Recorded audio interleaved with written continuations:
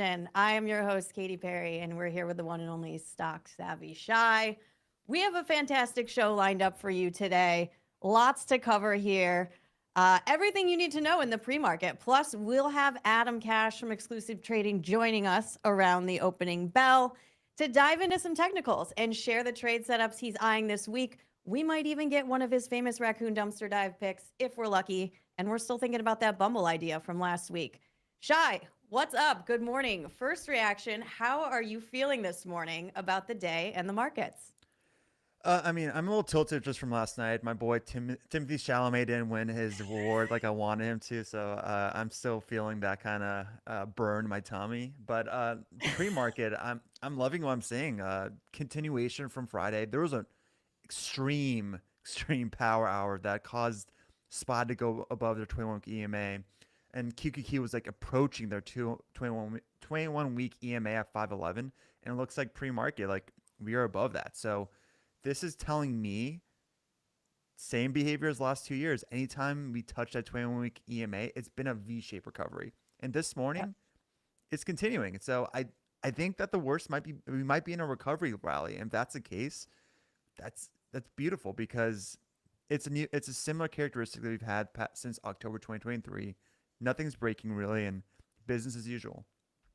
All right, well, we're going to get into all the headlines, but I'm sure you have a lot of thoughts on the other Sunday news, which was, of course, the big news out of crypto. But first, rapid reaction on Timmy's suit, the leather banana yellow suit. What thoughts? I don't know. I don't know why he's trying to peacock. The mustache alone is enough for that peacock for him to do. I don't know. I didn't like his other style last week either. But he is a goat. He is our generation's Leonardo DiCaprio. I know there's some commentary like he'll probably never win another Wait, why are like they the saying best that? actor because it took Leo like decades to win his award. It took him killing a bear and just like going all out and like the ET. Like, it was just a different time zone for him to win that award, and who knows? But I don't know. I like. What do you think about the award? I couldn't find the monologue anywhere on TikTok, which pissed me off because I love rewatching the monologue. I mean, But yeah, it was. I like Conan. It was good, I guess. I loved Honora, so I was very happy to see all of that. I'm also a Timmy C fan, though, so he'll get his time in the sun. You know, he's a young buck. He's got years ahead of him. But enough about that. Let's get right into what's going on here in the markets today, and let's take a look at the indices and where we stand in the pre-market. The QQQ we're at 511.63, the SPY 596.06, and Bitcoin, of course, now north of 93K on the big crypto news coming out of this weekend. That I don't know about you, Shy. I just love to see reactions from crypto Twitter when this news dropped. A lot of people were losing their minds. There were a lot of emojis. And that was, of course, the big story this weekend. So on Sunday, President Donald Trump went on Truth Social, as he does. He announced a U.S. strategic crypto reserve. I think it's interesting they use reserve as a word and not stockpile. We'll get more into that. But the U.S. government, we're gonna load up on crypto bags, and it's set to include some of the biggest names in the crypto universe, and also some randoms. If you're deep into crypto, I think Cardano was one. I got some relatives upstate that are in Cardano. Been talking about that for a while. That's a win for them, for Uber drivers, all these pockets of the crypto community that have been following these altcoins. And so yeah, it's Bitcoin, Solana, XRP. That's Ripple, Ether, Cardano. It was interesting. It was first the smaller ones were announced, and I think about an hour later there was a second post that was like, oh, of course Bitcoin, and Ethereum too. Like that was kind of weird. So naturally, crypto investors are losing their minds, and prices are jumping, chatter's buzzing. Everyone's wondering, is this for real? Is this actually going to happen? Shy reactions. What were you thinking when you saw this? I I expected it because that's why I'm saying any kind of pullback. We got a 5% correction in SPY, 8% correction in QQQ. I do think any kind of pullback is going to be a high floor in the market because of exactly what we saw over the weekend. Like Trump could just tweet something that causes the risk on trade to be back on, and it causes a V-shaped recovery above key levels, and from there it runs. Like I think he saved crypto a bit, but he's gonna save other, like if Tesla continued going lower and lower, I think he'd do something for EV initiative to help his buddy out. Like that's what I'm saying. Like, it is a new regime we're in where even if things are technically breaking down, you need to factor in Trump just tweeting something or doing some kind of massaging of a narrative that's going to cause a bid on a lot of these thematics. So Yeah. not surprised to see that. And I think today, even this morning, he announced something's dropping. Yeah. Something major is dropping tomorrow, and he said something's gonna be announced in a couple hours as well. Like he doesn't want the market to be bleeding his first year. Like if there's any kind of POTUS out there that cares about the market, it's him, and he is just gonna make sure it doesn't deteriorate under his regime, and that's why there is a high floor on the market in the next like couple years, especially this year. We're pulling back 8% in a matter of weeks. Yeah. What do you make of some of the selection of the assets in this strategic reserve? It's interesting because some of the commentary is around, there's obviously a gold reserve and petroleum, and those are more stockpiles. Reserve almost indicates an actively managed portfolio of crypto assets, which is interesting. What were you hearing and seeing about some of these assets? I know there was a lot of commentary around them lining up very nicely with the Bitwise holdings, which of course David Sachs is involved in.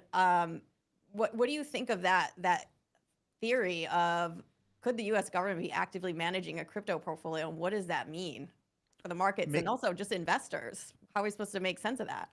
it makes me want to go look at Eric Trump's portfolio holdings and see what he has exposure to. And same with David Sachs. Like I don't know if you guys are a part of country clubs, like not the bro code, just like how they just like they hook each other up. Like, oh, if I'm gonna do this, I'm gonna angle it to benefit you, hoping you're gonna help me down the line as well. Like I want to use that political capital for my own personal capital as well sometime.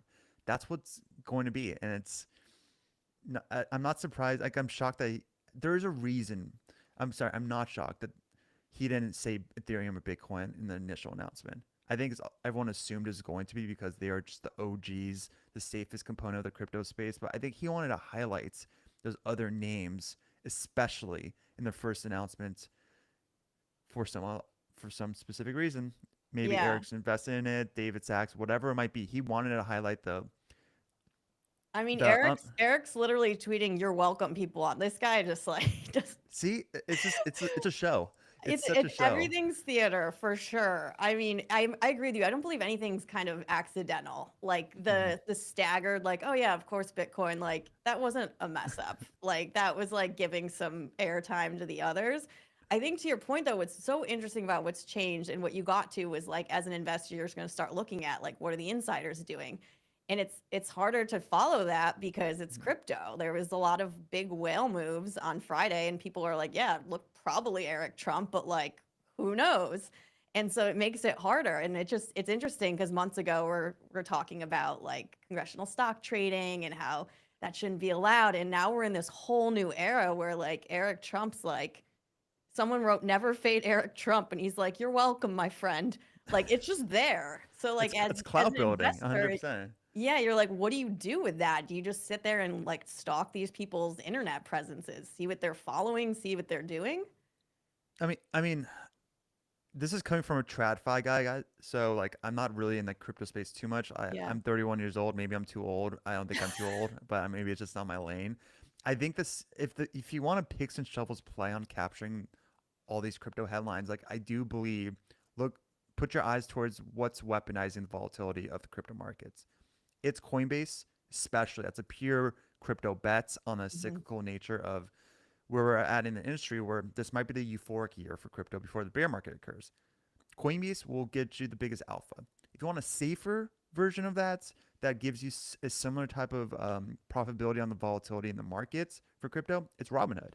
So I think Robinhood and Coinbase will benefit substantially from not the bickering, but just like the back and forth in like crypto industry reserves, and all the headlines that's going to benefit from them. That's going to help out David, Eric. Like it's going to help substantially Coinbase and Robinhood. So I think those are the ways to like if you don't want to do a legwork of digging deep into the crypto space, seeing who owns what and what the new initiatives might be. Just buy some Coinbase, buy some Robinhood, and you'll benefit substantially because Robinhood's up 10% pre-market, and I'm sure Coinbase is up like 13 or 14%. So like I think that's up more than what Bitcoin is. So like you'd be benefiting more by going that strategy. Yeah, I think you hit it with it's a show, and where are you going to watch that show? On the brokerage apps and StockTwits, of course, right here every day and in your StockTwits app. But yeah, I think it's anytime this is kicked up into the cultural zeitgeist, like more people are hearing about it. It's central in culture. That's you could try to play the specific assets, or you can play the, like you said, the picks and shovel play. It will be interesting to see. Maybe I need to set alerts on for Eric Trump, although I think I'll immediately regret that. Let's dive into some other news from the weekend. Intel tapping the brakes again on its Ohio chip plant. Construction's now pushed back to 2030. It was previously going to be 2026. Management claiming they're just aligning production and business needs and market demand. But investors aren't so sure if it's a broader AI reality check or just an execution issue over at Intel. Uh, Shy, any hot takes on that headline? It's definitely not demand related. I think it's more execution related. Just look at their historical foundry initiatives they've tried to do in the past couple of decades. Like it's been duds after duds. Like I think they don't even have a new CEO. First off, they don't even have a permanent CEO yet. It's still an interim CEO. Like they're going to be in the conservative route, spending billions of dollars when you don't even have the captain of that ship yet. So not surprised getting delayed. 4 years is wild to me, but not surprised at all. And I think it's nothing related to demand. I think the U.S. foundry, the U.S. needs Intel to succeed. It just does. I know TSM's helping them out with diminishing that geopolitical risk by opening some plants in Arizona and probably some other plants in the U.S. But like, there needs to be a duopoly in the space. It can't just be a monopoly in TSM because you just never know what's going to happen on the east side of the world. You just never know. So I think it's just, of course, Intel did that. That's my reaction. Of course, that's just how it's been for them. It's frustrated, but you also got news headline this morning where Nvidia and Broadcom are testing Intel's 18H chip manufacturing process, and this was after like Amazon did the same thing last year. So like I think a lot of these bigger whales are entering the testing phase for Intel. We'll see what comes out of it, but everyone wants Intel to succeed. It's just we'll see if they're capable of it. That's the biggest question. Yeah, definitely a big job to fill once they do fill that Mm-hmm. position. We'll stay tuned over on LinkedIn for live updates. And meanwhile, companies front loading goods ahead of tariffs. We saw the US trade deficit balloon in January, and that dragged the first quarter GBT down a bit. Estimates into the red, uncertainty around tariffs. It's messing with everyone's forecasts. I think there's a lot of is it going to happen? Is it a negotiating tactic? What's the retaliatory move going to be? Shy, what are you hearing out there among your circles regarding the tariffs? I know we have some looming deadlines coming up. Yeah, so I got a lot of my subscribers like that was the biggest question over the weekend for me. Like, are we entering a recession? Like, is a recession happening right now when they saw the negative GDP tracker? And I think people are jumping to the conclusion that there's going to be an impending recession without actually taking the time to understand why the numbers look the way they do. And I think you mentioned it, Katie, where a lot of the wave of the front loaded buying is companies getting ahead of the upcoming tariffs. Like we'll see if the bark is louder than the bites. I think it is bark is bigger than the bites. I do think that this is just a high stakes poker game that Trump's playing, but I think businesses they have to err on the side of what if it isn't? We have to be prepared. So I think any kind of short term skew that skews the data is exactly what we saw, where imports surged. GDP print looks weaker because that's just how the formula works, and it's not a real sign of any kind of economic contraction. It's just timing distortion. Let's just say that. And I do think this is also happening at a similar time where the treasury market's kind of sending really mixed signals where it's 10-year yields flashing signs of like recession, while you're seeing others see it as a pricing in falling inflation. So that distinction really matters. And I do believe that if the market is bracing for any kind of economic slowdown, like that's one thing. But if they're just adjusting for a lower inflation expectation, I think that changes the whole outlook for any kind of rate sensitive asset like small caps, risk on tech. Like, so I do think the panic around GDP is very surface level reaction. And you saw it in the market. Like, did we move much when the negative GDP hit? No, because people saw they're the BS and noise. Like, It's just a headline number. We know expected this, and it's not a big deal. All right, there you go. And then lastly, VC firm General Catalyst might be eyeing an IPO. This is extremely rare. I believe it's happened a few times. Excel in KKR in the 90s tried to do it, then they went back private. Following some from PE firms' footsteps, though, like Blackstone, they've been expanding like crazy, hoping that a diversified fee-generating model will catch Wall Street's eye. Obviously, harder for a VC firm with their long-term horizons to kind of manage investors' expectations. We'll see if they can pull it off.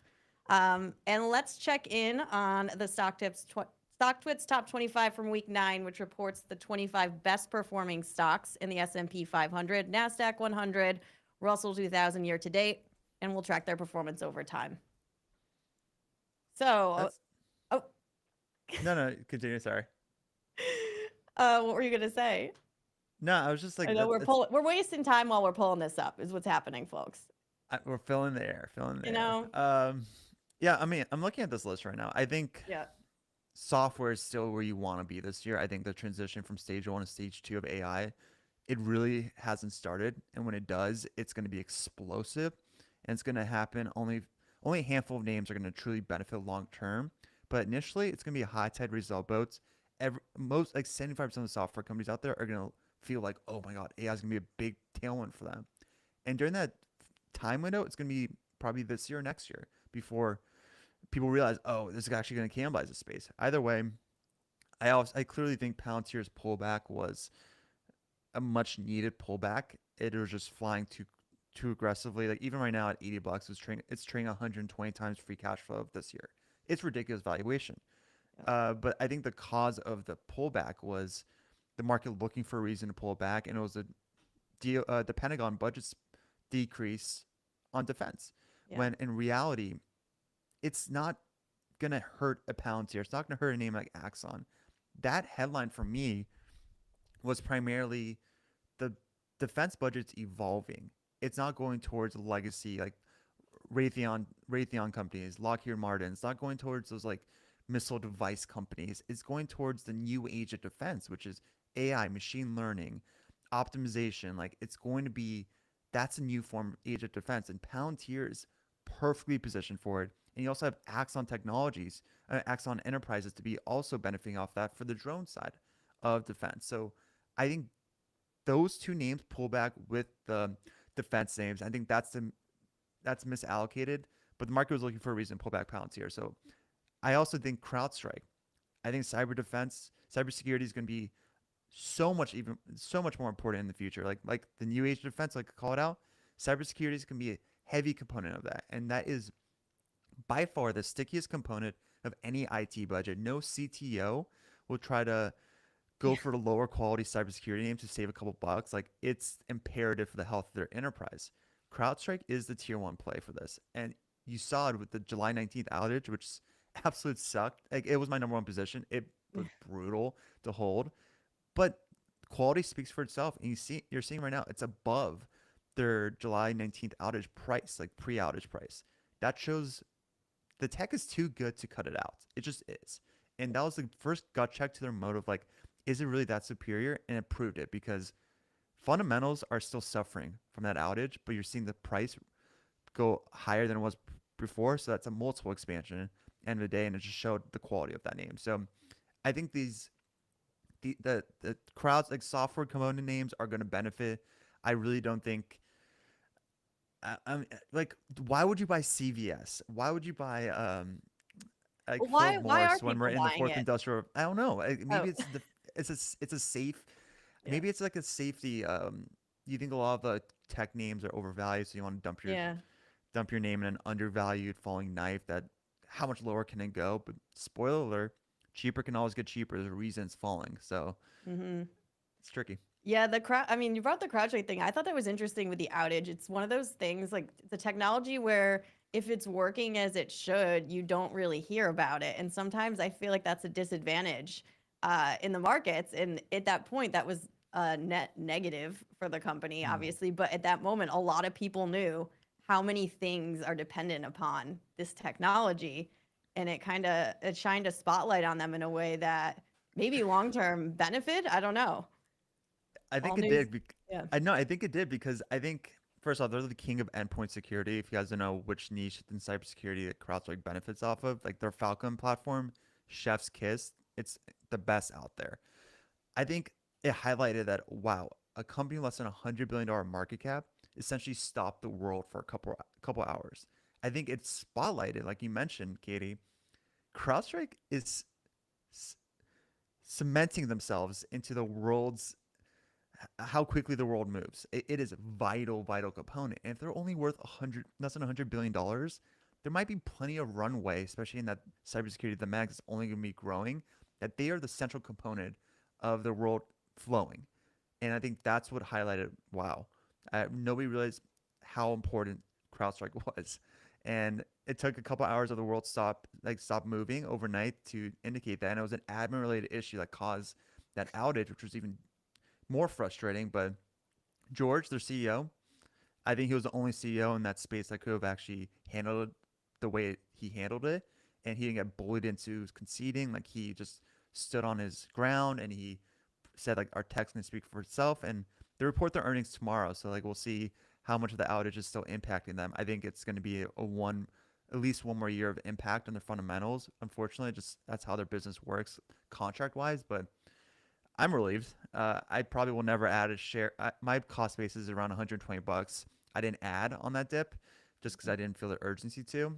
But my life was pretty miserable for a couple weeks because I was only one sticking my neck out on like these platforms of saying like, guys, things will be fine. Things will be fine. When there's people or gurus on FinTwit saying it's going to zero. Like who can trust CrowdStrike again? Who blah blah blah blah. I kept receipts, so now I know exactly who said that, and I can't trust their input on anything tech related because they're talking out their ass. And I that was a good gut appreciate check the for me. pettiness so much. I feel Yeah. like the world needs more of that. That's a hot take right there for a Monday. Shy, anything else is popping out in the top 25 of the S&P before we move on to large cap Nasdaq 100? Anything else you're spotting in there that's Yeah, I mean, interesting to you? IBM is having a second life. I don't think people are really talking about how like near all-time highs they're at as well. I know they're down for the week, but like they're up 15% this year again. So I think IBM's catching a new wind. It might be quantum computing related. Who knows? Because they have a component. They have some exposure in that, but like that's under discussed. It really is because people treat IBM like a Cisco, or Cisco's doing pretty well as well. But like it's just IBM isn't just for your grandpa anymore. Like apparently, it might be an actual growth exposure, and I think maybe the reason they're catching a bid is the appetite on the pure quantum computing names like the IonQs, Rigetti, etc.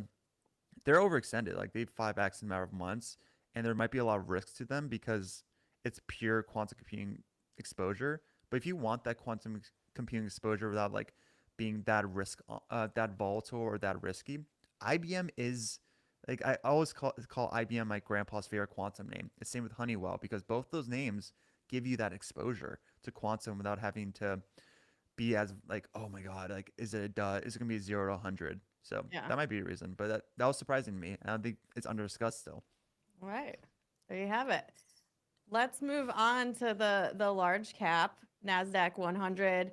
The Nasdaq 100 top 25 list underperformed the Nasdaq 100 index, but there were 7 major changes to the list looking at week over week. Shy, what are you seeing here that investors should be talking about or knowing about? So I initiated a new position. I think it was last week, maybe it was 2 weeks ago. On a name in this list, and it was App Lovin. I think App. If you guys aren't aware, like they had the rare benefit of getting 2 short reports on the same day attacking them, and it was within hours. Suspicious? Yeah, I mean, it feels like somewhat correlated, or the chances of that happening without it being correlated is wild to me. But either way, like it was a beating. I think it was last week because we were on Yeah. on live with Daniel Newman, and I was like, I just initiated a 1% position at 11, and it kept going lower, so I had to keep adding it. So now my cost basis is under $300, but like, holy moly, I built a 3% position in that name on 2 short reports in the same day. I was like, "Ugh, I know the company really well. Like, there's no way they're like ads the ad genre. they get attacked from short sellers because they operate in a gray area of exploiting consumers. They to get an ROI for their clients, they have to exploit consumers. That's just the way of the business. And even back in the meta days for Instagram, like they got attacked hard on their targeting for ads, like hard. Yeah. And it's same thing with Roblox. Roblox gets attacked really hard as well. That's just the way the game works. Is works operate in a gray area. So for short sellers, it's easy to massage a narrative for them because they operate in that gray area. Knowing that, I was like, AppLovin, their fundamentals speak for itself. I think if there's any truth to what the short seller reports were saying, I'd see in their numbers. And I think in a name like AppLovin, where they 10x the matter of 2 years, a lot of people wanted to believe, oh, the numbers are too good to be true. So there must be some validity to the short report when in reality it wasn't. And when the company was like, this is BS and we know it's BS, we're going to have a $500 million share buyback immediately approved. And they're going to buy back their shares right away, knowing how undervalued their stock is based on the short reports and how BS it is. That was the validation I think a lot of the market wanted to see and needed. And they're up 7% pre-market as well. So like they're approaching 340, 350. And those are like the kind of the opportunities you need to look out for when you do your research, you build that conviction when there's like some kind of FUD related pullback that really isn't thesis breaking. You get an opportunity to add to a high quality name like AppLovin. And that's something I want to call out there. And semiconductors. I did an analysis over the weekend. There is not, I tracked 20 top semiconductor names out there. Not one of them is in a bullish trend anymore. Not one. There's three in a mixed trend where the short term is bearish, but the long term is intact. But the rest are in bearish trend. This sector is breaking down. And I do believe it could be from the transition from stage 1 to stage 2 of AI, hardware growth, application.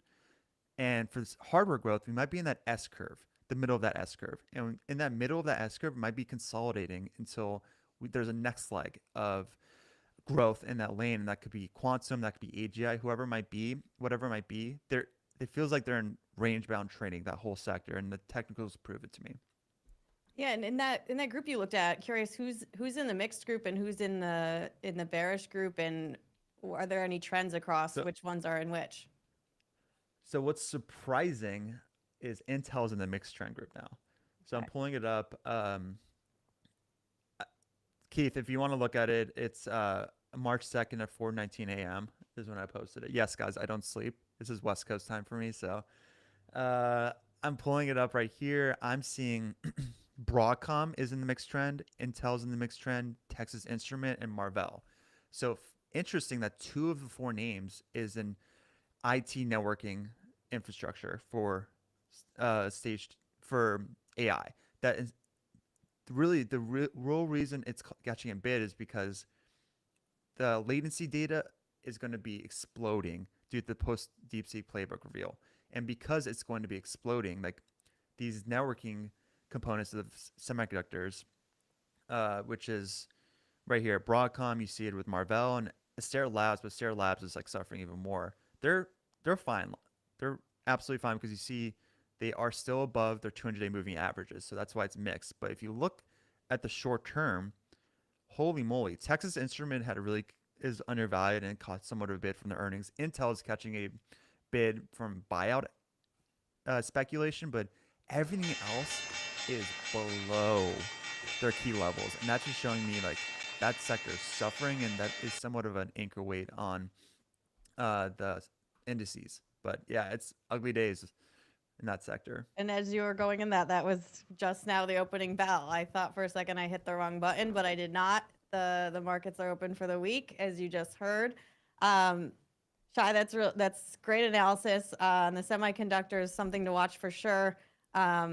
Quickly, let's flip over to the Russell 2000 top 25 list, underperforming the Russell 2000 index. Last week, there were 5 big changes to the list. What are you seeing in that grouping? I think the 10-year yield is small caps aren't going to catch a bid if the big tech's not, like, if they're pulling back. Like, they're correlated. I hate to say it, but they just are. I think even with the 10-year yield breaking below 4.5%, going 4.3%, like the sector did not catch a bid. And it's surprising because a lot of these names are in rate sensitive industries, biotech, financials, EV, solar. I just think that it's a tricky area to be in small caps. I still think that they need to have their time in the sun, but like the rates need to be cut. And I don't know if there's any incentive for the Fed right now to cut rates. I think we're pricing in 3 cuts for the whole year. That really hasn't moved much. And we're not seeing anything in the data to indicate like they need to be aggressive with it. And until then, this area is pretty stuck, this segment. I also think I can't believe Fubo TV is a real business still. I'm shocked that they're Do you? still I don't alive. know any. I used it one time. I forgot what sport I was trying to watch. It might have been It's professional but lacrosse. you're signed up for a fleeing moment though. It wasn't permanent. You're just Yeah, like, I oh, it's a free trial. I'll immediately. do it. Yeah. I need to dig more into that and figure out. Like, do you know? Like, what's the value prop? Like, what is it? What is that carrying that other platforms aren't? Sports. I think it's the sport packages, but like you're seeing, I don't know. You're seeing Netflix. You're seeing Amazon. You're seeing a lot of these bigger fish trying to get into live sports as well. Like there's no value prop for Fubo except for there being it's solvency. I think people are betting that they're going to survive and not Mhm. be priced to zero, and that's why it's catching a bid. I think they have a partnership with Disney recently that Disney got a fat equity stake in Fubo. That Yep. might save the day, but come on, like it's a dying business, and that's why the business economics don't work as a standalone, and that's why it has to get infused into Hulu live TV to like mask the ugly business economics of it. And yeah, I don't think it's a real business at all. It might be a little harsh on that. Tell I us just what you don't. really. I think I love it. You're coming in hot. You're calling people out on X. We love it. On that note, let's bring in Adam Cash from Exclusive Trading. We're going to talk about some technicals and trade setups that he's eyeing for the week. Adam, what is up? Good morning to you. Good morning, everyone. Welcome to another episode of As the Stock Market Turns, because every single day in the stock market is just as good as a crappy daytime drama TV show, because that's basically what it is right now. One person sends out a tweet, the market goes haywire, and we are all along for the ride to see what's going to happen. So for today, I want to share my screen with you guys and show you what I got rocking for you today, especially on the SPY, as I'm sure a lot of you guys are looking at the SPY right now. You're seeing a nice little push up in the market. We were seeing this pre-market actually. If you look at your sectors today, which I'll flash over there real quick, we notice right at pre-market, utilities and consumer staples were actually red. And now utilities is actually just marginally red, but every other sector is green. So to me, when I'm looking at sectors as a whole, what you want to watch for a risk on, risk off environment is seeing money come out of defensive sectors, so typically utilities or consumer staples, and move into growth, such as tech, consumer discretionary, other areas where you're seeing more growth in. So today you're actually seeing that in materials. You're seeing a little bit in tech, not as much. Real estate's doing pretty well, but what I want you to keep an eye on, consumer discretionary up really nicely, 1% as we open the market here today. Now, looking at the SPY as a whole today, we have a really interesting day set ahead of us, at least basically for this week as well. That close on Friday was pretty wild. And as I said on Friday, I didn't think that we would continue to have this continuous downfall on the market. It was a little oversold in one way or the other. So some level of a dead cat bounce, not to mention the end of the month is kind of predictable at this point that you'd get some level of a mean reversion. But what I'm looking at here is kind of like your bull bear area. 598.76 at your 3.8, I'm sorry, your 38.2% retracement between there and roughly 600, obvious psychological level. That's what you're going to want to see if you're a bull, to actually see that break with volume on a daily candle before flipping bullish, at least in my opinion. Now, with that in mind, to the downside, you're going to want to watch basically 590 as a simple even number. I've got some support here at 592.65 as well, but that's basically your range. If we don't break either way this week, then expect a very range-bound week, at least in my opinion, based on how the market's looking at this point in time. Now, keep in mind, if you're going to be a volatility trader, watching volatility very, very closely this week, 1830 is going to be a key level to watch. So if we do see that upside push, if you're looking for some level of confirmation, you're going to want to watch 1830 go on the VIX. That's going to give you a little bit more confidence that the upside might be a little bit stickier than otherwise if we just get a quick move up. With that being said, you got to keep in mind the scary, scary T word, tariffs. Every time the word tariffs come up, the market freaks out one way or the other. And tomorrow, I mean, Trump's already mentioned it. He's probably going to say something today, but tomorrow Trump plans on announcing some level of tariffs or something like that to the market. which is obviously going to scare the market one way or the other. And one thing I tell the members in our community at Exclusive Trading is when you see the words tariffs or when you see any kind of bear catalyst, a bear catalyst is just a bull catalyst waiting to happen. And as time goes on, as you hear these negative things in the market, they are eventually positive things waiting to resolve, because these negative things, the fear comes into the market right away, and that's your time where eventually when these fear resolve, when the tariffs resolve, whenever the bad stuff goes away, it's a bullish reaction. It's a bullish catalyst, and that's why the market tends to always go up. Now, with that being said, I have a nice little, as I like to call them, a raccoon trade, because you guys asked for one, and I got one for you. Last week I mentioned Bumble. Now it's down a little bit since today's open, but from Friday's close to today, we were up about 3%. Now gave that back, but Bumble's still a decent bear or decent little risk off trade if you're risking that 480 level. Again, right now you're only risking about a 24-cent drawdown, so decent if you want to manage a stop there. But the stock I want to mention to you guys today is ECX. This is eCar Holdings. This is a really interesting company, actually. So they operate as a system on a chip. So basically they create chips for automobiles and whatnot. They actually have a partnership with Volvo. This company, I'm going to show you the monthly chart real quick, has the highest volume ever in the history of this stock. Actually, in the last 3 months, the highest volume, consistently with more and more volume as it's starting to turn around and come out of this horrible downtrend. But you have a decent few gaps to fill here on the upside. You had a bearish day on Friday, ironically, so you could have a decent opportunity here. This stock, in my opinion, in the next 1 to 2 years could easily get back to this IPO price. I mean, you're talking a 5-to-1 risk to reward here. Even if you risked it for $1, you have a 4-to-1 risk to reward here, entering around this 226 level. So that's what I got my eyes on for this week specifically. What are you guys looking at? I'm looking at free fall in Nvidia, which is causing the indices to go down right now. So Nvidia is down 4% almost. Look at the 120 level, but we were backstage before. Adam, remember I was mentioning, I was like, I'm seeing Nvidia show weakness pre-market, and I think that's somewhat telling on what's going to happen in tech. And I think we're seeing that fall suit a bit, where QQQ is now below that 511 level. That was the one level. I was like, it needs to stay above it. That's our 20-week EMA. Every single time since October 2023 rally, we've hit that level. We've had a V-shape recovery, and it looked like Friday after the bell power, and today, this morning's pre-market action, there's gonna be some kind of continuance. Like, that's great news, but Nvidia being red, I was like, maybe it's a false start. And seeing this price action, that's scary to me a little. On that, oh god, is that going to be the resistance to 511, not the actual shooting it up? And I'm watching this level. It's not great confidence for me. I don't know. What do you think about that, Adam? Yeah, I remember mentioning to you guys earlier last week where that one, when we were talking about NVIDIA earnings, that 125 level was such a key support. So we have 3 other areas of support there, which are now actively resistance. You can see right here on my daily chart, that 125, that 124.53, and that 123.80. Those are all pretty key. They were key support levels. Now they're key resistance levels, at least at this point in time.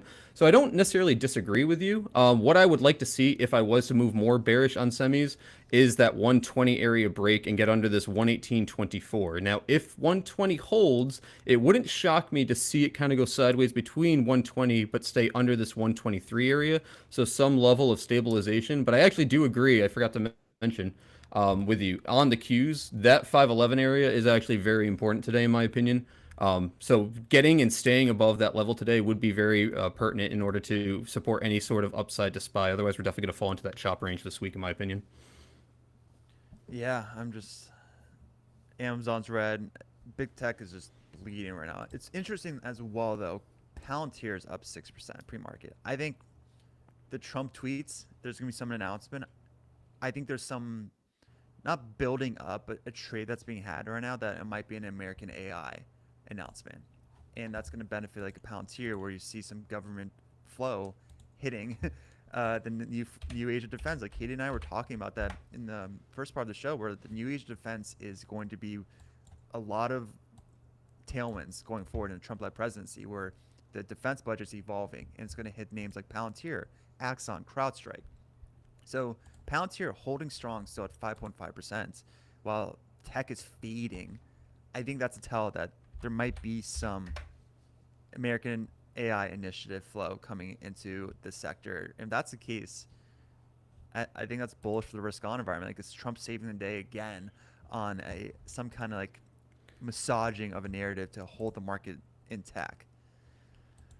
Yeah. I mean, you mentioned it a little bit earlier where you said something along the lines of, Trump doesn't want the market to be red, obviously, right? So he doesn't want blood in the market, and it is pretty obvious that, yeah, I mean, he, of all people, of all presidents, is probably the most sensitive to at least looking at the stock market. So if he sees that it's not performing well, it wouldn't shock me that he'll send out a tweet or something to kind of, about face in some level, in some regard. Totally. And that tweet was pretty vague, right? Shy just said like investment announcement. That's it. That's So- why when you're that vague, investors fill in the dots on plays. I think that's what's happening a bit. Yeah, it's wild. Like many things now, I feel like a lot of it is manifesting reality. Sometimes when you put these things out there, people react a certain way, and that becomes the reality of how things are, and that's just the new environment. I feel like for investors, it completely changes sort of your perspective towards following the market and market news. It's a different reaction that you need to take. Looking ahead at earnings this week, guys, anything jumping out on the earnings schedule? I know today we've got Okta, we got Target tomorrow, some bigger retail earnings coming out. What are you all watching in terms of this week's earnings? If I could do one thing real quick, Katie, because I forgot to go in my little spiel here, I did want to offer a counterpoint because I know Shay mentioned how people aren't really interested in CVS, or it may not be something of interest. Ooh. I'm actually bullish on CVS if it sustains over 62.54 specifically. And in fact, I will go so far to say that I think CVS will at least hit $80 before the end of the year at this point in time, assuming it stays over 62.54. What's that conviction based on? I will show you. All right. So We like a good point counterpoint. yeah, I just completely dogged CVS. What is and then fantastic? What is fantastic about the market is, depending on our time frames, we can all look at things very differently. Like people can be bullish, people can be bearish. Like, it kind of depends. So for me, that's what I'm saying. From now, as long as we're above the 62.54, I think this could be a bullish trade. Here's why. We have a few gaps to the upside. On the weekly, it's turning up. Now, I expect it to get some level of consolidation up here around the 64.81, so I don't think it's going to blast off right away necessarily. But assuming it can kind of hold this area, and again, risking 62.54, this monthly chart is ready for some level of a rebound. You have this nice gap here to fill the upside, and there's a lot of correlation in between this gap from 71.91 to 75.65, where on the weekly and on the daily, on the weekly and on the monthly, you've got a decent resistance there. So getting a pop-up there before a rejection would be more than likely to occur. But once that follows through and that gap officially fills, getting over that level, you're going to get over that 80 level. On top of that, with CVS specifically, I think they're undervalued just based on their recent financial performance in general. They're growing their pharmacy and consumer wellness segment, which I think is extremely important. Prescription drug volumes are going up. And they're implementing cost-cutting measures as well. So any continued talk about cost-cutting measures, obviously in this kind of environment, is going to be just a bullish catalyst for the company. So for me, risking a $2 drawdown here for at least like a $30 upside, I think is actually a decent risk-reward trade here on CVS specifically. I mean, I should have probably added. I was talking long-term fundamentals about it. It's a trade. You never know. You can do a trade for Fubo, who's a shitco company. You can do a trade for SMCI, which is not a long-term strength anymore. So there's ways of making some money on a pile of shit, which is CVS a little. No, I know that it's a dying industry. It's a dying industry. What they're doing, it's not. $82 billion company, a pile of shit. Well, it's. If you look at their balance sheet, it is not going to survive the way it's going right now. It's got a dwindling lifespan. And I think they missed their boat on telehealth. I think they missed that boat where they could have easily pivoted, but now it might be too late to pivot. And this is a tragic story that happens across the board. And look at Walgreens. Like, Walgreens is shuttering their doors like at a rapid pace. Yeah, Rite Aid. Like, it's just, they all sat behind and saw like Hims and Her Health. Like, I'm a bear on Hims and Her Health long term. Like, I don't think it's going to survive as much. Not survive. It's not going to thrive as much as people are confident. But there's no reason CVS couldn't have a Hims and Her Health competing product, or even partner up with Teladoc in the early days to do something in that vein. Now, what if they do? What if they're, because now obviously they have the size, they have the capital, they could raise money. Obviously, now they could if they wanted to do that Well, eventually have that ability. Could. I make the argument that the space is commoditized now. It's too late. Like the Fair. Hims and Her Health had that first mover advantage. Teladoc had the first mover advantage. It's almost like in streaming apps. Like Netflix proved that Yep, the true.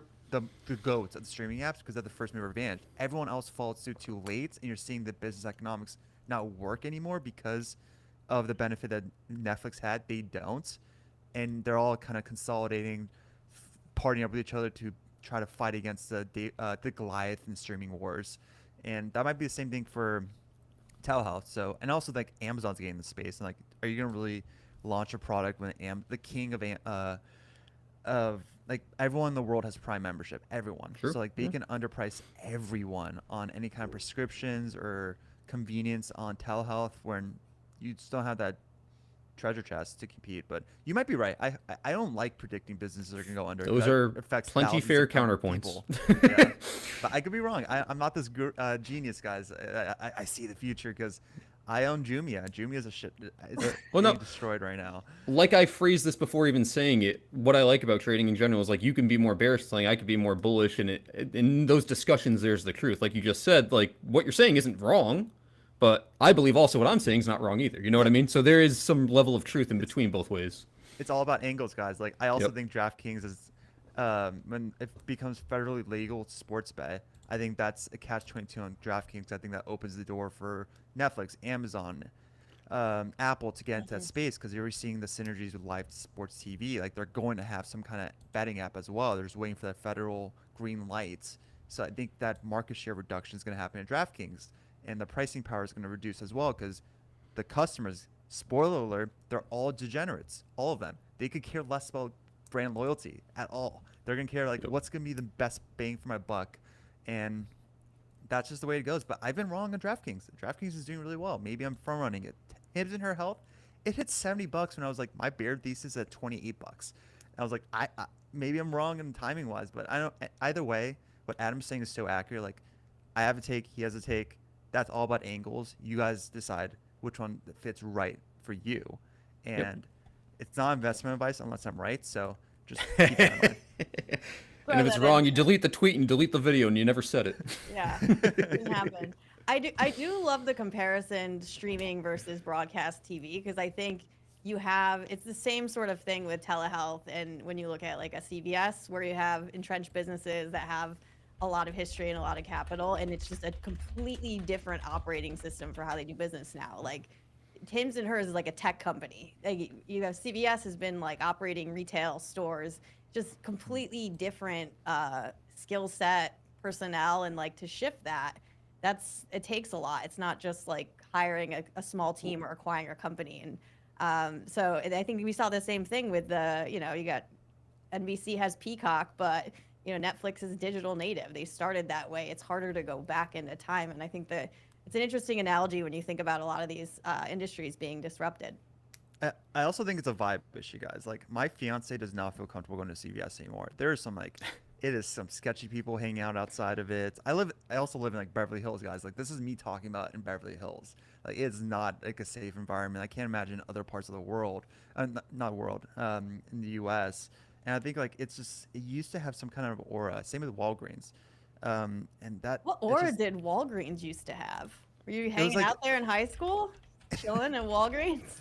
My colored prints were on fire when I went to Walgreens. No, you're right. I mean, I guess compared to a Rite Aid, it was like a step up on like, vibe-wise. But even Rite Aid, like I love my ice cream. It was a thrifty ice cream from Rite Aid. Like that was my go-to, that rainbow sherbet. And like I will say the nostalgia angles gave a couple years for Rite Aid, but either way, we digress a little. Yeah. How about some other earnings this week? I know. What about earnings. Target? Yeah, we were at earnings.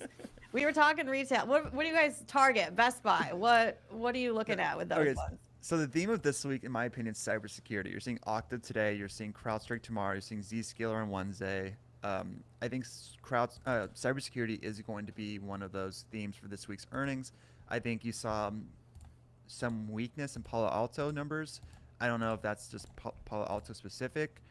I think business spending has been somewhat picking back up, and I think that's going to benefit a lot of these cybersecurity names, but they're pretty pricey now, guys. Like, they aren't pulling back as much as you would think in the software pullback last couple weeks.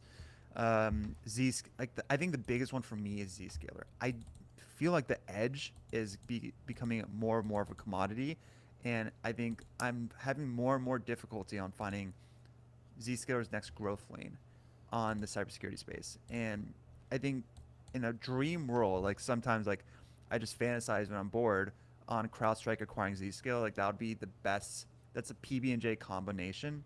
The issue is that Zscaler CEO Jay would never, ever, ever sell the company. His whole family owns so much of it.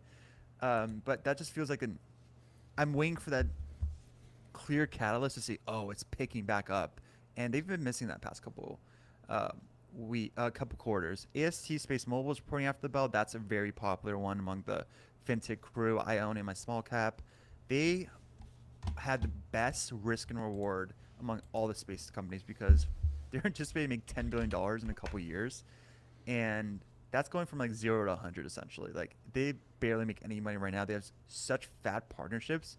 But I think I always make this joke that this is going to be my grandpa pick when I'm like 70 years old, telling my grandkids, like, this is like, all our grandparents love American Tower right now. This is going to be our American Tower in like 30 or 40 years, where they're bridging global connectivity, that if they succeed in it, they're going to be a $50-60 billion company in a matter of 2 or 3 years. And it's going to be like a $200 stock, essentially. So nothing's going to report this afternoon that's going to change that for me. One last name before I pass it to you guys is GitLab. They're reporting after the bell today, and I think source code management is going to be an absolute necessity in their first beneficiary on the agentic AI world we're about to enter. Like, AI agents are going to be rapidly picking up its pace, and source code management, GitLab is going to be one of the first beneficiaries. So that's one that's undervalued because it's David versus Goliath with the Microsoft product out there. It's GitHub. But I think that GitLab, if it does prove that there is going to be a duopoly in that space, and they're seeing a ton of AI tailwinds right now due to AI agents, this is a name that might catch a major bid, maybe even above $100 in the next couple months, because they're undervalued. They got a new CEO last quarter, so like, I don't anticipate fireworks. That's just not the way the corporate environment works, where first CEO's earnings are going to guide aggressively. That does not happen. But if they prove a lot of reacceleration across the board, you saw it with Confluent, you saw it with Atlassian, you saw it with Snowflake, you saw it with Money.com, you saw it last week with Elastic. Like, that's a perfect example. Like, a good jump print could cause a stock to go 15-20% because they've been lagging. GitLab has been lagging the past couple years. So my takes on that, I'll pass to you guys because I just took a lot of airtime right there. And for me personally, I'm just watching Broadcom and Costco this week. Obviously, Broadcom's going to have some level of effect on the semiconductor industry as a whole. So getting to kind of get a better feel on how that comes out would be very important. Also, will Costco ever split? Stay tuned and find out on Thursday if we get an announcement on that, because that's what I'm looking forward to. So those are the two things on my watch list this week for earnings. Everything else, not that I'm not interested, but it's not something that I don't really partake in earnings. I kind of like playing after the earnings. Okay, I was gonna say, neither of you are interested in Cracker Barrel. I mean, Saw where is it. the love for Cracker Barrel, Old Country Store? It's going to be a sleeper hit. Just wait and see. Yeah, I'm looking at it now. They had a decent earnings last round, but it is Cracker Barrel. Another interesting one coming up, Serve Robotics. That's that interesting AI company where it's sort of like Uber Eats, but it's half my deliveries come from Serve Robotics. Oh, really? Because I live in an area where there's a ton of food places around me, so like they just use robotics to come to me. I will say it's annoying that I have to go down the stairs and like go like scan my thing. I was gonna ask if they're like all terrain. Like, if it gets to your door, is it like, how does it? It just stops on the sidewalks. I have to go downstairs, and like people like kind of like a Roomba. But it's also a shame because like I think my neighbors see how often I order out now because I have to go down with the robots. Like, oh man, that's annoying. How big are these robots? Not that big. I'd say Yeah, it's not that big. It's cute because Alright. they have names with eyeballs. So like, a lot of times like my fiance and I are driving around, like oh look, there's Terrence. Like he ordered our food like a couple weeks. Like we see Terrence all around. There's some depressing days where the robot is tilted and can't move, Oh and like no. it's so sad. You treat it like an animal, but like I don't know. It's just funny how like normalization of robots in our world, and you're seeing with Serve as one of the first movers, and I experience it like normally, like Do you say very thank you actively. or you just take your food and get on I with just your take my day? food and go. That's all right. I I'm bring my not gonna dog judge with me you. because my dog's confused when I do that. But Oh yeah, my. Well, let's check in with Keith, our producer. Keith, do we have time to look at some of the StockTwits trending tickers for this morning in the final few minutes here? jeez, the market's bleeding, guys. It's just been nonstop red. I was actually just gonna say, if for whatever reason we tap 590 on SPY, I'm gonna open up more than likely a put credit spread there. Um, like I said before the market even I knew opened, it. I knew it pre-market. that I had a feeling I should have traded on it. Damn it. that 590 area should hold. So that's where I'd be looking for something, especially with IV being so high. A put credit spread will give you the advantage of having that IV decay come out of it, but also still giving you a bullish to neutral play. So even if it goes sideways, you'd still make money. So that's something I'm personally looking at if we interact with 590. Right now, you're tapping that 592.65 support and trying to break it. So we'll see. All right. Anything popping on the trending list? I'm a little salty. I had GRRR Gorilla. I think that company is easily going to go to $80. It sounds crazy, but What do this they is a name do? to keep an eye on. They're all in AI. I mean, every other company that's excited in AI, but they're a really interesting company to keep an eye on. They had a good setup. It was a little invalidated prior week, so I did get stopped out of my position. Full transparency. So I'm no longer long in this name, but I think this name could at least get to like 69, $70. Currently trading at a 630 million market cap. So even if you think that's a little insane, doubling up here only puts it at 1.5 billion market cap. So it's not as crazy as it may seem. I mean, that's a hell of a ticker grab right there, just from a pure branding play. I'm surprised Mm-hmm. nobody else had GUR. Shy, any final parting thoughts for this day? Either the trending list or just in general, what you're looking ahead for in the week? Don't buy the dip, guys. I'm not buying a dip right now. This is the ugliest kind of pullback you could have like hoped for in Monday morning, where we were a big pre-market, like up big, follow through from Friday afternoons, like power hour, immediately sold, and you're seeing it with volume. If you look at the 5-minute candle, like the Qs has just been, it's loading for me now, but it's just been nonstop bleeding. Nvidia is down 5%. Nvidia can't break through the 200-day moving average. That's showing a clear resistance, and that's a new character change in the stock in the past couple of years. Like it has been above that, and that's just indicating to me that maybe the breadth's going to widen towards defense. It's going to widen to financials, like not defense, utilities. Utilities and financials have been strong. You saw the repositioning occur. I think that's going to continue. The Trump capital and his verbiage on his tweets might not have as much weight as you would think, because announcing something today and tomorrow, like I expect tech to catch a bit. And you saw Palantir up 6%. Now it's only up 2%. But I think there's exhaustion. I think there was buyer exhaustion.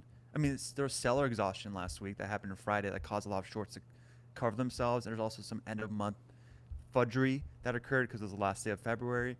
I think today's price action indicates the continuance of what's going to occur, which is QQQ and SPY finally retesting our 200-day moving average. Qs were really close to that level. Last week, that level to watch for you guys is 492. QQQ, if we can break above 511, that's showing like the new resistance. It's selling accelerating right now. We're going to probably test that 492 level. So I anticipate another 3% correction in SPY. That means that's going to be a 10 to 11% correction from all-time highs, which is very healthy, guys. It's normal for the market to pull back 10%. That's the next level I'm going to see. Can we bounce there? And if not, I don't think we're going to dip 20%. I really don't think we're getting a bear market in the first year of the Trump presidency. Like, call it intuition. Call it like there's no facts to back it up except for my own gut feeling. I just don't see us bleeding that much. So I think trade as you want. Must. The VIX is only at 20, so even us pulling back this much, the fear isn't that elevated. Yes, it's at 20, guys.